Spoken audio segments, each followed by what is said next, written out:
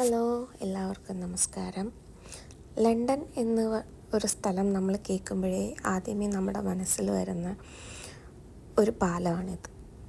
പേര് കേട്ട എല്ലാവർക്കും വളരെ പരിചിതമുണ്ട്, ലണ്ടൻ ബ്രിഡ്ജ്.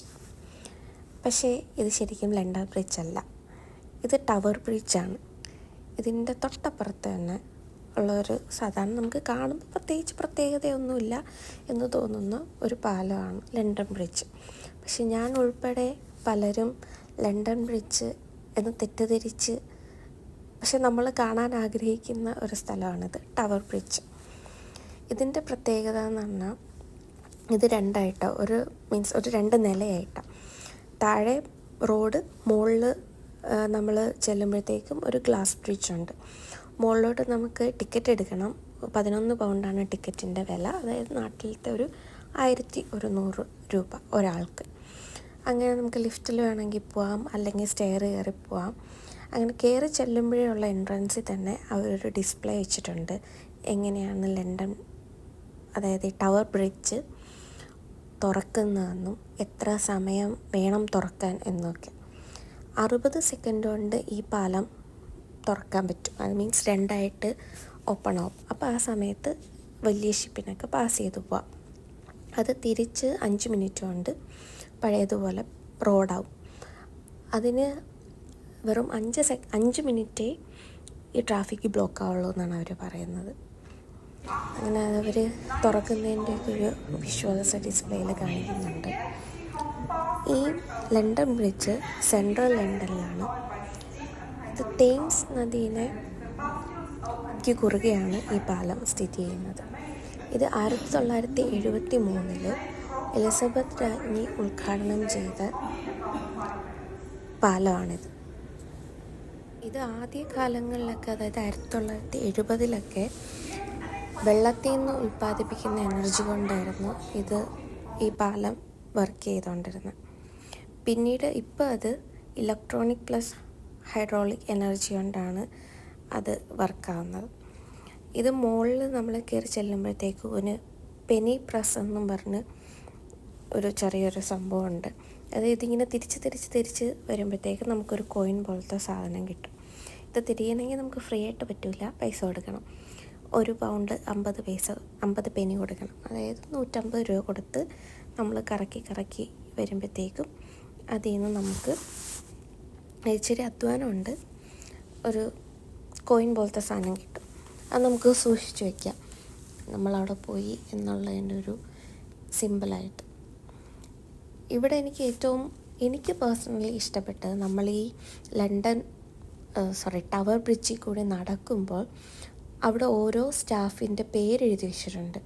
ഈ ആദ്യഘട്ടങ്ങളിൽ പണി നടന്നിരുന്ന സമയത്തുള്ളതിൽ അതിൽ കുക്ക് മുതൽ ടോപ്പ് എഞ്ചിനീയർമാരുടെ വരെ ആ പാലത്തിൽ ഫുള്ള് ഇങ്ങനെ എഴുതി വെച്ചിരിക്കുക, ഇന്ന ആൾ ഇന്ന ഇതായിരുന്നു എന്നും പറഞ്ഞു.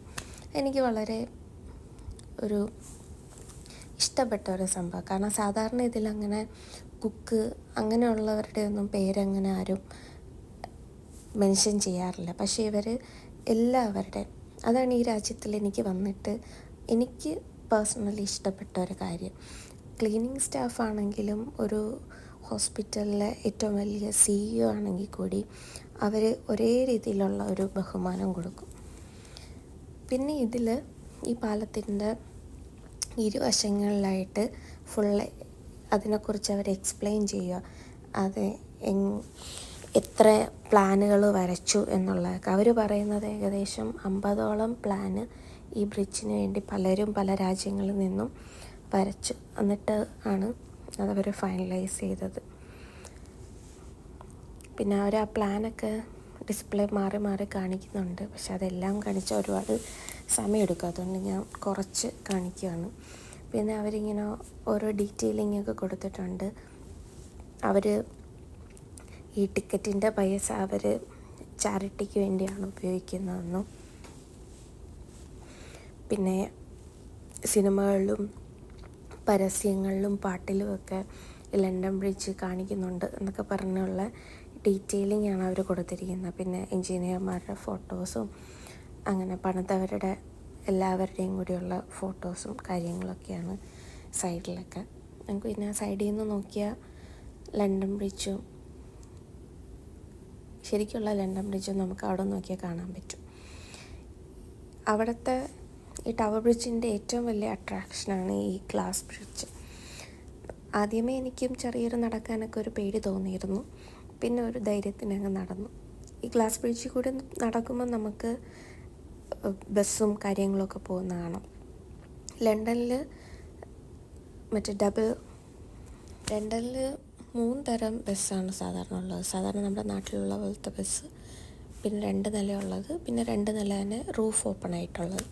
അപ്പോൾ ഈ സെൻട്രൽ ലണ്ടൻ്റെ അവിടെ മിക്കതും ഇങ്ങനെ റൂഫ് ഓപ്പൺ ആയിട്ടുള്ള ബസ്സുകളാണ്. അപ്പോൾ നമുക്ക് കാഴ്ചയൊക്കെ കണ്ടു പോകാം.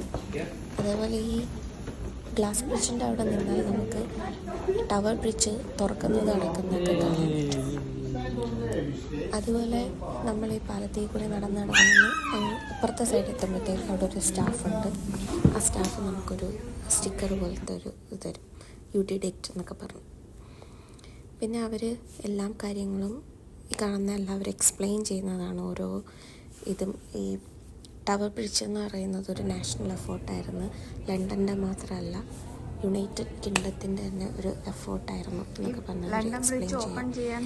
പിന്നെ ഒരു ആഴ്ചയിൽ ഈ ടവർ ബ്രിഡ്ജ് 20 തൊട്ട് 30 പ്രാവശ്യം വരെ തുറക്കും, ഷിപ്പിനൊക്കെ പാസ് ചെയ്ത് എന്നുള്ള ഡീറ്റെയിലിംഗ് ഒക്കെ അവർ പറയുന്നു. പിന്നെ ഇവർ ഈ ടവർ ബ്രിഡ്ജ് കാണുന്നതിൻ്റെ കൂടെ തന്നെ നമുക്ക് ഈ ടവർ ബ്രിഡ്ജ് ഫങ്ഷൻ ചെയ്യുന്നതിൻ്റെ എൻജിൻ റൂമും കാണാനുള്ള ഒരു ഫെസിലിറ്റി ഉണ്ട്. അത് നമ്മൾ ടിക്കറ്റ് എടുക്കുമ്പോൾ അവർ ചോദിക്കും എൻജിൻ റൂമും കാണണോ അതോ ടവർ ബ്രിഡ്ജ് മാത്രം കണ്ടാൽ മതിയോ. പിന്നെ സെപ്പറേറ്റ് ടിക്കറ്റാണ്. ഞാൻ എൻജിൻ റൂമിൻ്റെ വീഡിയോയും കൂടി വരുന്നുണ്ട് ഇതിൽ തന്നെ. ഇത് കുറച്ച് ലോങ് ആയിട്ടുള്ള വീഡിയോ ആണ്, സോറി. എല്ലാം ഒന്ന് എക്സ്പ്ലെയിൻ ചെയ്യാൻ വേണ്ടി ഇതിന് മുമ്പ് ഞാനൊരു ചെറിയ വീഡിയോ ഇതിൻ്റെ ഇട്ടിരുന്നു. അപ്പം എൻ്റെ കുറച്ച് ഫ്രണ്ട്സൊക്കെ പറഞ്ഞു അത് കാണുമ്പം ഞങ്ങൾക്കൊന്നും അതിൽ കാര്യമായിട്ട് മനസ്സിലാവുന്നില്ല, കുറച്ച് ഡീറ്റെയിൽ ആയിട്ടുള്ള എക്സ്പ്ലെയിൻ ചെയ്തിടാൻ പറഞ്ഞു. അങ്ങനെയാണ് ഞാൻ ഈ വീഡിയോ ഇടുന്നത്. ഞാൻ എൻജിൻ റൂമിൻ്റെ ഒരു ചെറിയൊരു പാട്ടും കൂടി കാണിച്ചു തരാം. അത് 4-5 പാർട്ടായിട്ടാണ് എൻജിൻ വർക്ക് ചെയ്യുന്നത്. ഒരു വലിയ എൻജിൻ റൂമാണ്. അത് പുറകെ വരുന്നുണ്ട്, അത് ഞാൻ കാണിച്ചു തരാം. അത് പക്ഷേ കുറച്ച് നമ്മൾ ഈ ടവർ ബ്രിഡ്ജിൻ്റെ അവിടെ നിന്ന് കുറച്ച് നടന്ന് വേണം എൻജിൻ റൂമിലോട്ട് പോകാനായിട്ട്. ഇതാണ് ടവർ ബ്രിഡ്ജിൻ്റെ എല്ലാവർക്കും പരിചിതമായിട്ടുള്ള ഒരു മുഖം. എല്ലാവരും സാധാരണ ഫോട്ടോ എടുക്കുന്ന വീഡിയോ എടുക്കുന്നതൊക്കെ ഈ ഒരു ആംഗിളിൽ നിന്നിട്ടാണ്. ഇതാണ് എൻജിൻ റൂമിലോട്ടുള്ള വഴി. എൻജിൻ റൂം എന്ന് പറഞ്ഞാൽ കുറച്ച് വലിയ റൂമാണ്. അതിൻ്റെ അകത്ത് ഒരു ഡിസ്പ്ലേയിൽ അവർ എങ്ങനെയാണ് വർക്ക് ചെയ്യുന്നത് എന്നൊക്കെ കാണിക്കുന്നുണ്ട്. എൻജിൻ എങ്ങനെയാണ് ഹൈഡ്രോളിക് പ്ലസ് ഇലക്ട്രോണിക് എനർജിയിൽ വർക്ക് ചെയ്യുന്നതെന്നില്ല. അതിൽ തന്നെ ഒരു സ്റ്റീം എൻജിന് പണ്ട് യൂസ് ചെയ്തിരുന്ന എൻജിനൊക്കെ അവർ കാണിക്കുന്നുണ്ട്. പിന്നെ അവിടുത്തെ ഒരു സ്റ്റാഫിൻ്റെ ഫ്ലെക്സ് ഒക്കെ വെച്ചിട്ടുണ്ട്. പിന്നെ ഈ എൻജിൻ റൂമിൻ്റെ ഒരു മെയിൻ അട്രാക്ഷൻ എന്ന് പറഞ്ഞാൽ താഴെ ഒരു കടയുണ്ട്. അവിടെ നമുക്ക് കീ ചെയിനും ഗ്ലാസും പ്ലേറ്റും അങ്ങനെയൊക്കെ ടവർ ബ്രിഡ്ജിൻ്റെ പടമുള്ള ബുക്സും കാര്യങ്ങളൊക്കെ ഉണ്ട്. അതാണ് എനിക്ക് ഇവിടുത്തെ ഒരു മെയിൻ അട്രാക്ഷൻ ആയിട്ട് തോന്നിയത്. എല്ലാവർക്കും നന്ദി. ലോങ്